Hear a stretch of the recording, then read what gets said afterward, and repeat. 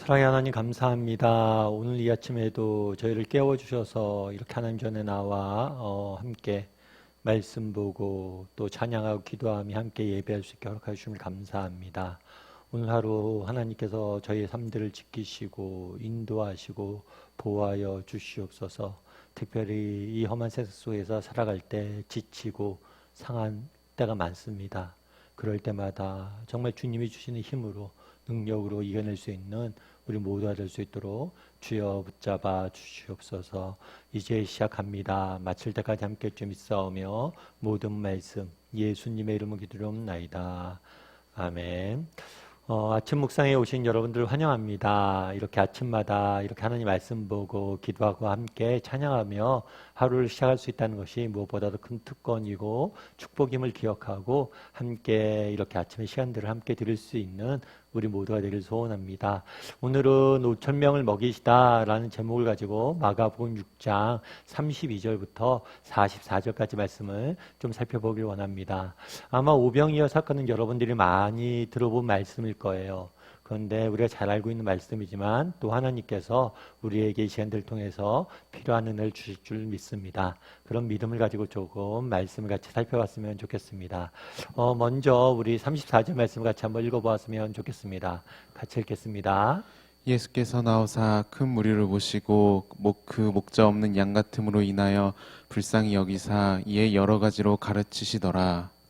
예, 오늘 예수님께서 큰 무리를 보시고 라고 되어 있습니다. 예수님께 나오시고 큰 무리를 보셨어요. 그런데 그 무리들이 어떻게 보였다고 그랬어요?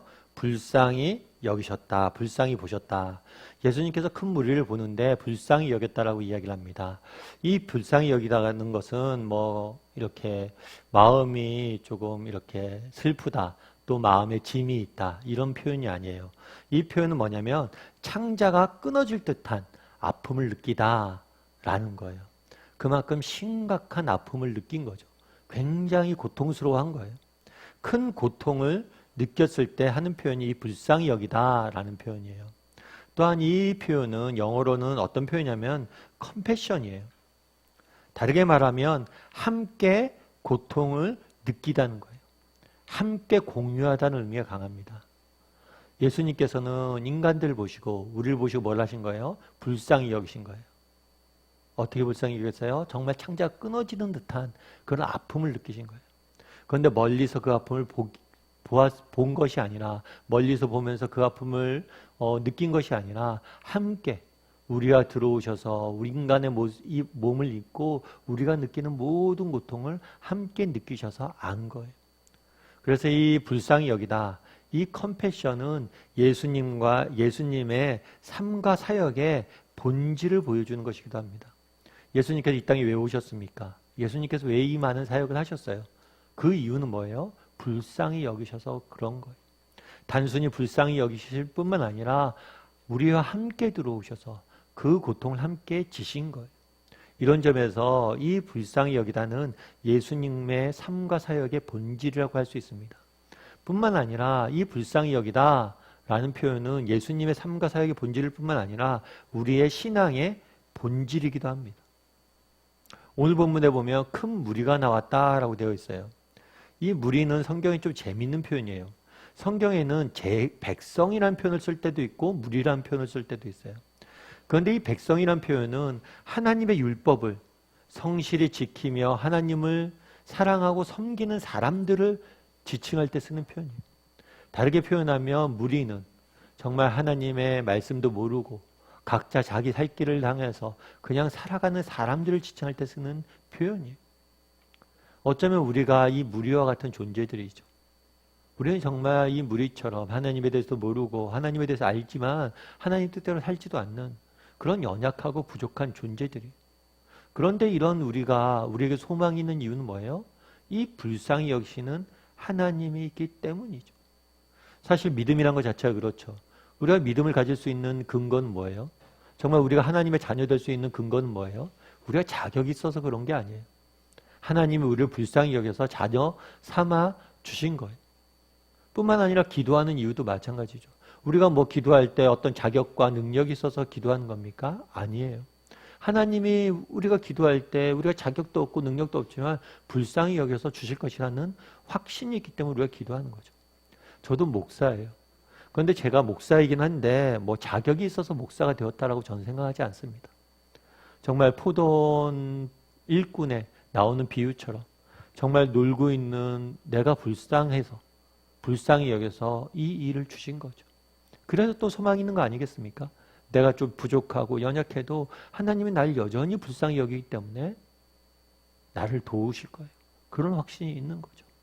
이 불쌍히 여기다. 이 단어는 예수님의 삶과 사역을 가장 잘 표현해 주는 말입니다. 동시에 이 불쌍히 여기다는 말은 어떤 말이에요? 정말 우리의 인간의 본질을 신앙의 본질을 가장 잘 보여주는 표현이에요. 그렇다면 왜 우리를 불쌍히 여겼을까요? 오늘 본문에 뭐라고 표현되세요? 목자 없는 양 같음을 보고, 목자 없는 양만큼 불쌍한 상황들은 없습니다. 양의 특징을 아마 여러분들이 알 거예요. 양은 시력이 매우 약합니다. 뿐만 아니라 양은 어려움에 처했을 때 자신을 보호할 능력이 전혀 없어요. 어떤 초식동물 같은 경우에는 빨리 도망을 갑니다. 달리기가 빨라서. 어떤 동물들은 자기의 몸의 색깔을 변화시켜요. 어떤 동물은 어디에 숨을 수 있게 작습니다. 각자가 자기가 자기를 지킬 수 있는 능력들이 있어요. 그런데 양은 자신을 지킬 능력이 전혀 없어요.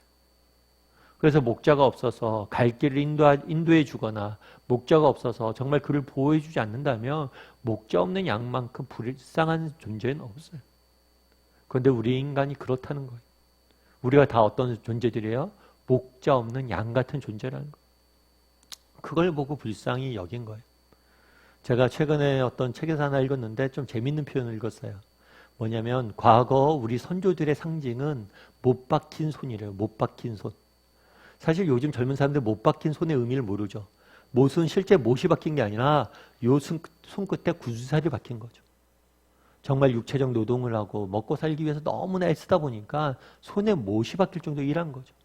그래서 과거 선조들의 상징은 못 박힌 손이었대요.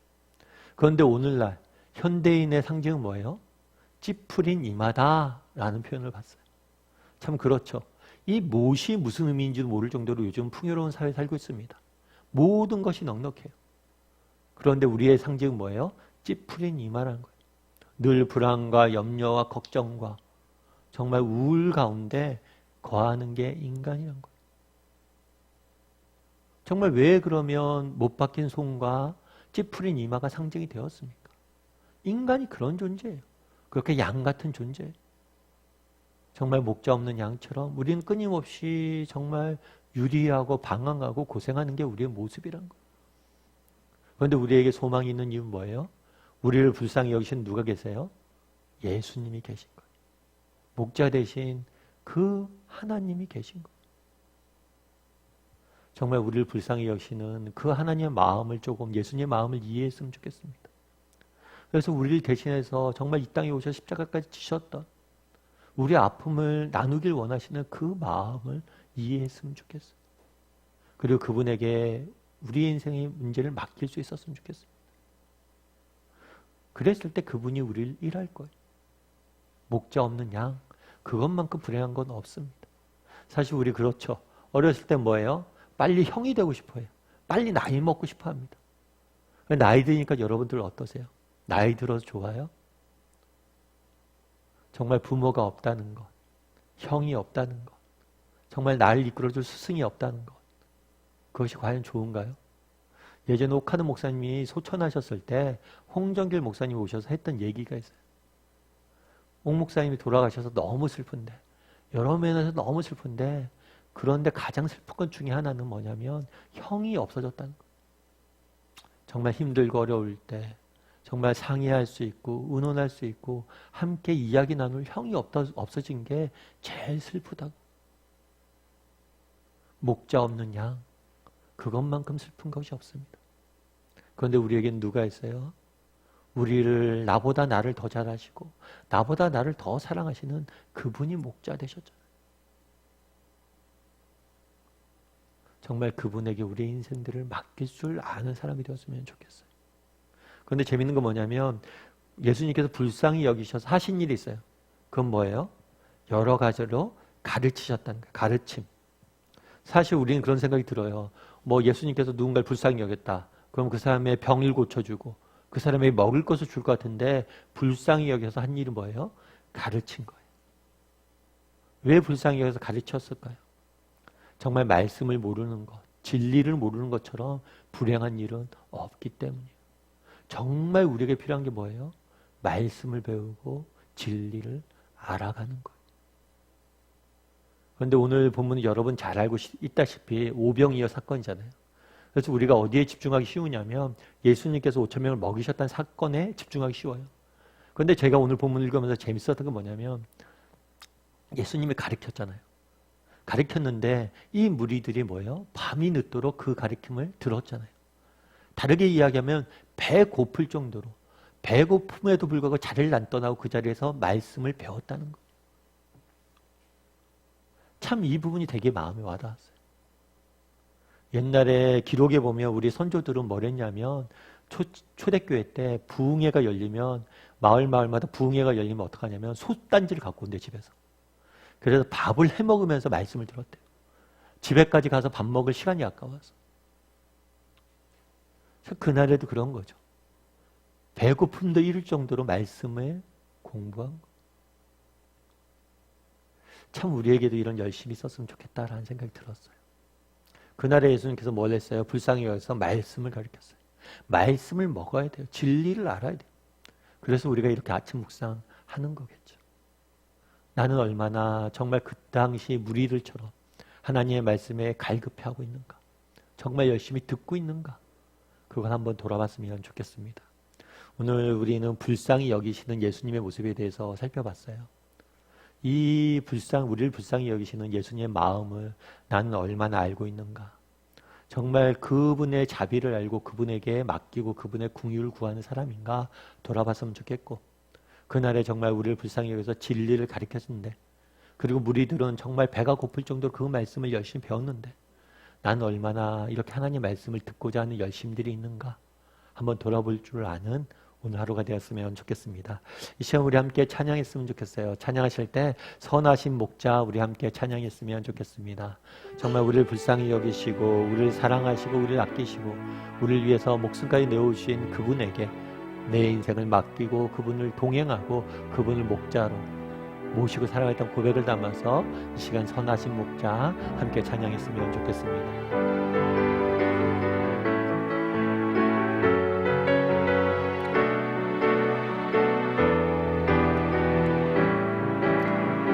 선하신 목자 선하신 목자 날 사랑하는 분 주 인도하는 곳 따라가리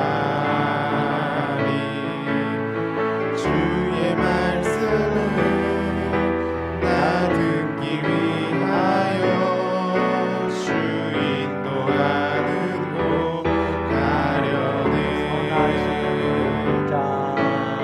선하신 목자 날 사랑하는 분 주 인도하는 곳 따라가리 주의 말씀을 나 듣기 위하여 주 인도하는 곳 가려내 나를 푸른 조장과 실만한 물가로 내 선하신 목자 인도해 험한 산과 골짜기로 내가 다닐지라도 내 선하신 목자 날 인도해. 우리 시간 함께 기도했으면 좋겠습니다. 오늘 본 말씀 무엇이라고 여깁니까? 바랍니까? 예수님께서 우리를 불쌍히 여겼다라고 이야기합니다. 정말 목자 없는 양같이 유래하는 것이 불쌍히 여겼다라고 이야기합니다. 정말 비극은 뭡니까? 정말 내가 목자 없는 양같이 고생하면서도 내가 왜 고생하는지 모르는 거예요. 나에게 정말 우리 인생을 맡길 만한 목자가 있는데 그 목자를 모르는 겁니다. 이 시간 우리의 목자 되신 예수님에게 우리의 인생의 문제를 맡기고 정말 그분에게 간구할 수 있는 시간들이 되게 해달라고. 정말 우리가 구하면 우린 자격 없고 능력 없지만 그분이 들어주실 거예요. 왜요? 그분은 우리의 목자 되시고 우리를 불쌍히 여기시는 분이시기 때문이에요. 정말 그분의 목자 되심을 알고 그분에게 우리 인생을 맡기고 기도할 수 있는 자들이 되게 해달라고 기도했으면 좋겠습니다. 또 기도하실 때 그날의 많은 무리들이 배고픔을 잊도록 하나님의 말씀을 배웠다라고 이야기합니다. 우리도 정말 그런 사람들이 되게 해달라고. 정말 우리의 문제는 무엇입니까? 우리의 문제는 진리를 모르는 거예요. 하나님을 모르는 겁니다. 하나님의 말씀을 모르는 거예요. 그 말씀을 알아야 됩니다. 그래야지 그 말씀이 우리를 인도해요. 그래서 정말 그 말씀을 정말 열심히 배우고 익히는 사람들이 되게 해달라고. 그리고 또 공동체를 위해서 특별히 세계 곳곳에서 수고하신 우리 선교사님들과 정말 세계 곳곳에서 정말 고통 가운데 실망하는 그 불쌍한 영혼들을 하나님께 지켜달라고 오늘 말씀 기억하고 또 우리 공동체를 위해서 시간 목소리로 같이 기도하도록 하겠습니다. 같이 기도하시겠습니다.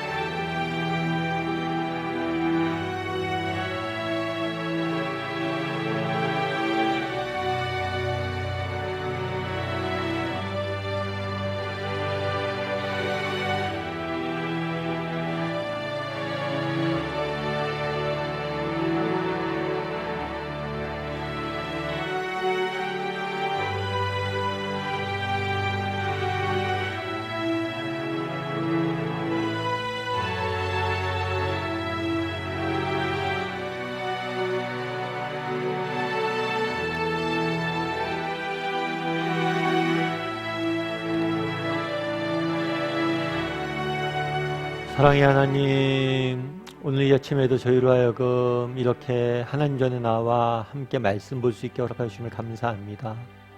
정말 목자 없는 양 같음을 보고 불쌍히 여기셨다라고 이야기를 합니다. 정말 우리의 인생의 문제는 무엇 때문입니까? 정말 우리에게 목자가 없기 때문 아닙니까? 그 목자 대신 하나님께 우리의 인생을 맡기지 못하기 때문 아닙니까? 나보다 나를 더 사랑하시고 나보다 나를 더 아시는 그분에게 우리의 인생을 맡길 줄 아는 우리 모두가 될 수 있도록 주여 은혜를 더하여 주시옵소서. 그날의 많은 무리들이 정말 배고픔을 잊을 정도로 하나님의 말씀을 공부하고 배웠다라고 이야기합니다. 왜 그랬을까요? 왜 예수님께서는 불쌍히 여셔서 많은 것들을 가르쳤을까요? 결국에 우리의 문제는 무엇입니까? 정말 하나님 말씀을 모르는 것, 진리를 모르는 것. 정말 진리 가운데 말씀 가운데 거하는 우리가 되게 도와주시고 이렇게 매일 아침 묵상을 통해서 또 주일 예배를 통해서 또 수요문을 통해서 다양한 방법으로 정말 하나님의 말씀을 배우고 알아갈 수 있는 우리 모두가 될 수 있도록 주여 붙잡아 주시옵소서. 그것이 우리를 지킬 겁니다. 오늘 하루도 주께서 우리의 삶 가운데 인도하시고 정말 우리의 목자가 되어주셔서 우리의 갈 길을 밝히시고 우리를 지키시고 인도할 줄 믿사오며 정말 목자가 있는 삶이 얼마나 행복하고 복된 것인지 맛보게 될 줄 믿사오며 모든 말씀 예수님의 이름으로 기도하옵나이다. 아멘. 하늘에 계신 우리 아버지여, 이름이 거룩히 여김을 받으시오며 나라의 임하옵시며 뜻이 하늘에서 이루어진 것처럼 땅에서도 이루어지이다. 오늘날 우리에게 일용할 양식을 주옵시고 우리가 우리에게 죄 지은 자를 사하여 준 것 같이 우리의 죄를 사하여 주옵시고 우리를 시험에 들게 하지 마옵시고 다만 악에서 구하옵소서. 대개 나라와 권세와 영광이 아버지께 영원히 있사옵나이다. 아멘.